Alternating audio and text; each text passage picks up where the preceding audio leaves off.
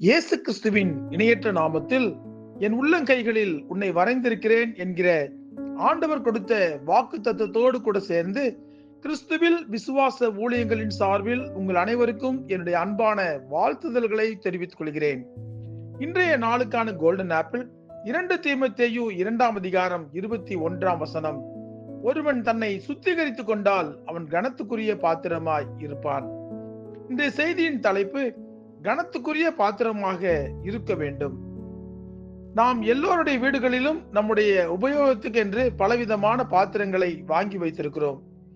ஒரு சிறு ஸ்பூன் முதற்கொண்டு பெரிய அண்டா வரை நாம் பயன்படுத்துவதற்காகவே நம்முடைய வீட்டில் வாங்கி வைத்திருக்கிறோம்.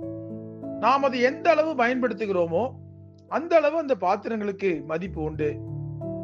ஆனால் கொஞ்சம் கூட நாம் பயன்படுத்தாமல் நம்மை பார்த்து திரு திரு என்று விழித்துக் கொண்டிருக்கிற பாத்திரங்களும் நம்முடைய வீட்டில் உண்டு. அந்த பாத்திரங்களால் எந்த பயனும் இல்லாவிட்டாலும் அவற்றையும் நாம் வீட்டில் வைத்திருப்போம். ஆனால் ஆண்டவர் நம்மை பயன்படுத்தப்படாத பாத்திரங்களாக வைத்திருக்க விரும்பவில்லை. நாம் ஆண்டவருக்கு எந்த இடத்தில் இருந்தாலும் உபயோகமான பாத்திரமாக இருக்க வேண்டும் என்றுதான் அவர் விரும்புகிறார். நம்மால் யாருக்கும் எந்த பயனும் இல்லை என்று நம்மை நாமே நினைத்து கொண்டு ஒரு இடத்தில் ஒதுங்கி போய் நாம் உட்கார்ந்து கொண்டிருக்க கூடாது. பயன்படுத்துவதற்கு நாம் பிரயோஜனமுள்ள ஒரு பாத்திரம் என்பதை நம்முடைய எஜமானுக்கு நாம் வெளிப்படுத்த வேண்டும்.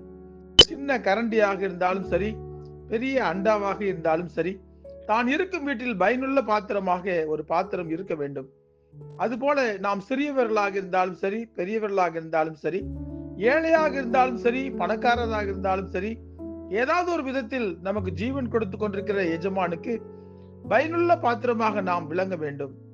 ஆண்டவர் கொடுத்திருக்கிற தாளந்துகளை எல்லாம் ஆண்டவருக்காக பயன்படுத்தாமல் நாம் வைத்துக் கொண்டிருந்தால் நாம் ஓட்டை பாத்திரங்களாக இருக்கிறோம் என்று அர்த்தம். ஓட்டை பாத்திரத்தில் தண்ணீர் ஊற்றினால்தான் அதுவும் கீழே கொட்டி அடுப்பையும் நனைத்து நெருப்பையும் அணைத்துவிடும். நாம் அப்படி இருக்கக்கூடாது. நம்மிடத்தில் உள்ள ஓட்டைகளை அடைக்க வேண்டும். அதற்கு பரிசுத்த ஆவியானவரை துணைக்கு அழைக்க வேண்டும்.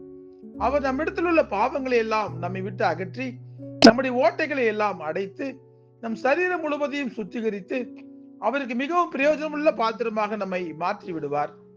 எப்படியோ இருக்கிற நம்மை வல்லமையுள்ள பாத்திரமாக மாற்றுகிற வல்லமை நம் ஆண்டவரிடத்திலே உண்டு. நம்முடைய பாவங்களை ஆண்டவருக்கு முன்பாக அறிக்கையிட்டு நம்மை சுத்திகரித்துக் கொண்டால் போதும். நம்மை கனத்துக்குரிய பாத்திரமாக மாற்றுவது ஆண்டவருடைய கையில் இருக்கிறது.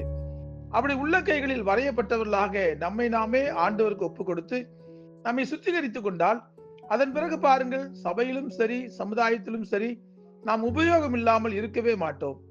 ஆண்டவருக்காக ஓட ஆரம்பித்து விடுவோம். ஆண்டவருக்காக இடைவிடாமல் உழைக்க ஆரம்பித்து விடுவோம். பிரயோஜனம் இல்லாமல் துருப்பிடித்துக் கொண்டிருக்கிற பொருட்களை விட ஆண்டவருக்காக ஓடி உழைத்து நம்முடைய ஜீவனை கொடுப்பது மிக மிக மேன்மையான ஒரு காரியம். ஆகவே இந்த உலகத்தில் எதை செய்தாலும் அதை மனுஷனுக்கென்று செய்யாமல் கர்த்தருக்கென்று மனப்பூர்வமாய் செய்யுங்கள். இரு கரம் நீட்டி அவருக்காக உழைக்க ஆண்டவர் நம்மை அழைக்கிறார். பிரயோஜனமுள்ள கனமுள்ள பாத்திரங்களாக நாம் மாறுவோம். கண்டிப்பாக ஆண்டுடைய உள்ளங்கைகளில் நாம் அலங்காரமான கிரீடமாக ராஜமுடியுமாக இருப்போம் என்பதில் எவ்வித சந்தேகமும் இல்லை. ஜெபிப்போமா?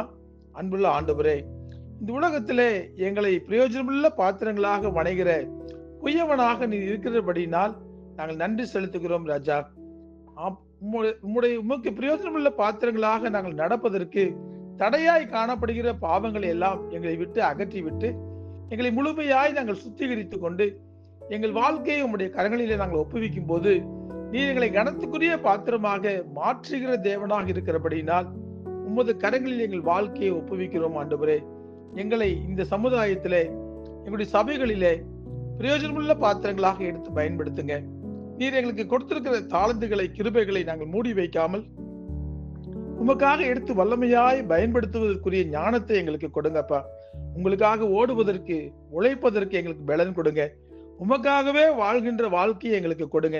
ஒரே ஒரு வாழ்க்கை என்பதை நாங்கள் உணர்ந்து கொண்டு அந்த வாழ்க்கையை நாங்கள் உமக்கு அர்ப்பணித்து வாழ, உமக்காக ஊழியம் செய்ய பிரயோஜனமுள்ள பாத்திரங்களாக எங்களை நீங்க உயர்த்த வேண்டுமாய் நாங்கள் ஜெபிக்கிறோம். பயன்படுத்த வேண்டுமாய் ஜெபிக்கிறோம். இயேசு கிறிஸ்து என்கிற வல்லமையுள்ள நாமத்திலே ஜெபிக்கிறோம் நல்ல பிதாவே. ஆமேன், ஆமேன்.